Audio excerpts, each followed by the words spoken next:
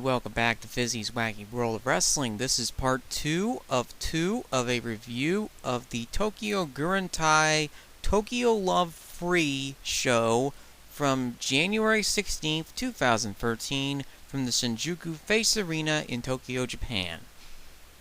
Our fourth match on the card is Ultimo Dragon, Dos Mil Toros Hijo del Bellwood, and Rey Kitaro taking on Brahmin K, Brahmin Shu, and Brahmin El Guerrero. I have no idea who Del Bellwood is, and that's the name I'm going to be using for him from now on. But he seems to be, a really wacky luchador type character, as he does a lot of great lucha spots in this match.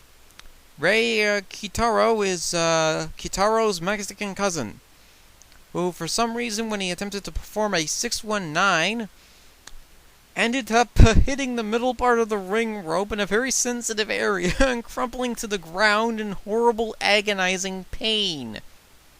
Ultimo Dragon is Ultimo Dragon, and he does a really good job in this match despite his advanced age.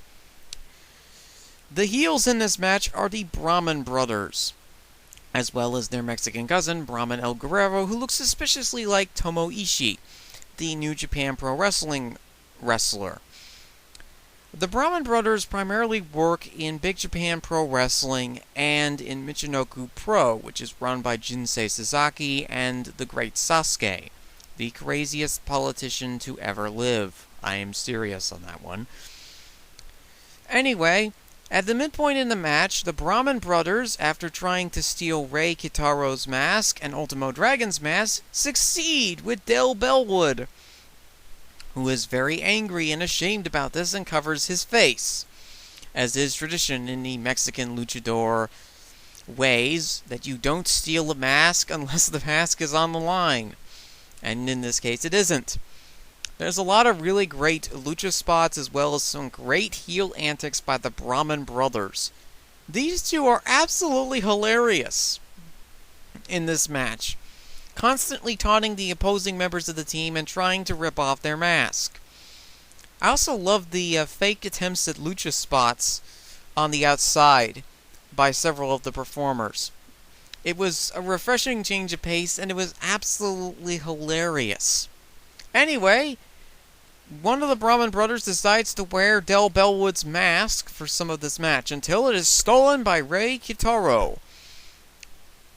Apparently, Rey Kitaro gives it back to Del Bellwood, who's very angry about something, puts the mask back on, walks over to El Guerrero, starts staring at him, and scares the bejesus out of him, before attempting to do a arm lock hold that looks suspiciously like the Chimera lock. And then attempts to do a Grotch-style pile driver on Brahmin Shu or Kai. I really can't tell with those two. They look absolutely identical. Strangely, that's a move that Minoru Suzuki does as his finishing maneuver. But that can't possibly be Minoru Suzuki. Why would the evilest soul in Japanese professional wrestling be teaming with Ultimo Dragon and Rey Kitaro? I mean, seriously, Suzuki does not do wacky, unless he's fighting Mecha Mummy. Yes, that actually did happen. There actually are 2 matches where he fights Mecha Mummy. One of the craziest concepts to ever come out of Japan. Well, at least in the top 50 of crazy concepts to come out of Japan. Anyway, this match is absolutely fun. Everybody does their part incredibly well, and it ends with Del Bellwood pinning one of the Brahmin brothers. It was absolutely hilarious. Anyway, our second match on the card of Wacky for this second part of the video is the Tokyo World Tag Team Championships decision match. Norizawa and Mazda take on Chima and Gama. Gama works primarily for Dragon's Gate as well as Chima. Mazda and Norizawa are freelancers. And this is a demonstration in how to be a heel, or how to be in a heel versus heel match, because this is exactly what this match is. Gamma spits water in Norizawa's face 3 times and also gives him a noogie. Mazda attempts on 2 separate occasions to strangle Gamma with a piece of the ring rope that is used to tie the turnbuckle pads. Chima throws a kendo stick to Ganda, but misses, and Mazda catches it, and proceeds to whack Gamma with the kendo stick on repeated occasions. The referee is getting increasingly frustrated at the devious heel antics of both teams, as both teams attempt to out-showboat the other in the respective evil doings department. It is absolutely fantastic! But not only that, but we also get some really great double-team spots by Chima and Gamma, and I was really impressed by this match. All 4 veterans managed to showcase how to do a proper tag team match. In fact, all of the tag team matches I've seen on this show thus far have been absolutely fantastic and have shown the various different facades of a tag team wrestling bout. Each one of them has been different. The Taka Michinoku Tank Nagani versus Kazuhiro Nakajima and Kitayama match was a demonstration of the babyface jobber taking on 2 devious heels for the majority of the match. The Sato Inori versus Takayama and Kai match was a demonstration in the strong style tag team match with some comedy thrown in. This match is 2 teams attempting to out-heel the other and succeeding in becoming a hilarious match. Anyway, Mazda gets an arm lock on Gamma and manages to pin him for the 1-2-3 and wins the Tokyo World Tag Team Championships for him and Norizawa. Awesome! Fast-paced, well-executed, every spot was well done on this match. The comedy antics by both teams, such as the beginning of the match where both teams attempt to out-showboat the other, was absolutely hilarious. I really liked Chima and Gamma in this match in particular. Both of them hit their spots incredibly well, and despite the fact that Chima's 35 and Gamma's 40, they managed to pull off a really great match. Congratulations, gentlemen! You nearly stole the show except for the main event, which was absolutely hilarious.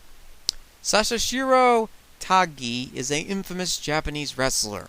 He's infamous because he founded the promotion known as Dramatic Dream Team Pro Wrestling, which has such great acclaim of champions as a ladder, a plush toy, a poster, several species of dog, and a ring post as the champions of their DDT Iron Mineral Heavyweight Championship, the most prestigious championship in wrestling. His opponent is Fujita, trying to regain the Tokyo World Heavyweight Championship for Norizawa and his crew of lackeys. This match starts off with the presentation of the belt by some guy wearing a cowboy hat. Actually looks kind of nice on him. However, the presentation is short-lived as both Sasashiro and Fujita attempt to say the word baka about 90,795 times. Baka, I think, means idiot in Japan, or Japanese. Anyway, these two proceed to have an extremely good brawl with each other, which was absolutely hilarious. Sasashiro says baka, Fujita says baka. They are both calling each other idiots. They both pull off moves that are absolutely hilarious. Sasashiro attempts to do a Shane McMahon, I believe it was a spot invented by Rob Van Dam. I think he was trying to do a Van Terminator off of the top rope to the other side of the ring, but then decides to do a leapfrog in the middle of the ring and then hit the diving knee spot, which was really innovative and really funny. And then came the game of pyramid chairs. Sasashiro attempts to create a pyramid of chairs, in which he attempts to throw Fujita into the chairs. However, the chairs won't cooperate with him during the spot. Obviously, they didn't get paid enough, as one chair refuses to fold out. His opponent and the referee hand him chairs to do the spot. And then when Fujita attacks Sasashiro and knocks him down, Fujita continues the game of musical chairs by completing his portion of the chair pyramid. Sasashiro attempts to argue with the referee, only for the referee, who is grumpy, old, and angry, to throw Sasashiro into the chair pyramid, which causes Fujita to try and pin him for the 1-2-3 on 2 separate occasions. Finally, Sashiro's defense of his title is thwarted by the most devious move in professional wrestling for the second time on this card. The devious and deadly Divas Roll-Up. Not only that, Fujita also puts his foot on the ropes and proceeds to pin him for the 1-2-3. This was an absolutely hilarious World Heavyweight Championship match. All the performers in this match did an absolutely fantastic job, and the spots were well done and orchestrated.